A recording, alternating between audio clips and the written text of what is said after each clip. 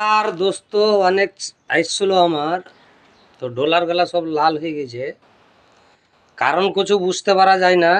তো ব্যাপার হলো কি যে মনে হয় এই কিছু কিছু কথা বলার জন্য হয়তো এরকম হয়ে গেছে।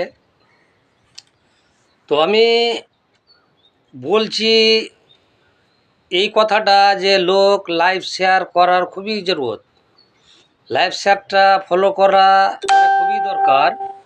করলে সামনের লোক দেখতে পাবে। আর একটা কথা কি, ভোট সম্বন্ধে বলছি, যেইগুলো এরিয়াকে বিজেপি মানে ভোটে যত মানে পেয়েছিল,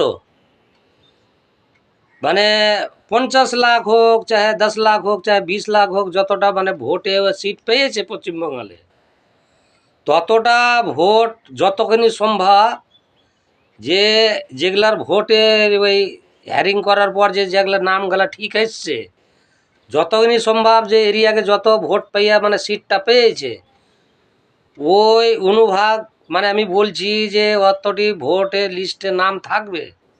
আর বাকি সব মানে ডিলেট মারবে বা মেরে দিয়েছে।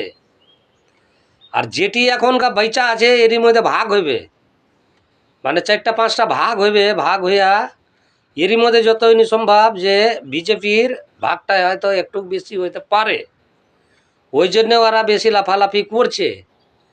কিন্তু ভোটে যদি পাস কইরা লাই, তো ভবিষ্যৎ যা ওরা মানে লোকের নসিবে লিখবে সেটাই মানে হইবে ঠিক। এখন ওরা নসিবে মানুষের কাটাকাটি করছে, মানুষের নসিবটা কাটাকাটি করছে এখন, মানে ঠিকঠাক করেনি। পরের কালে কি লিখবে তারা মানে তারাই জানে, আমরা আর জানতে পারছি না।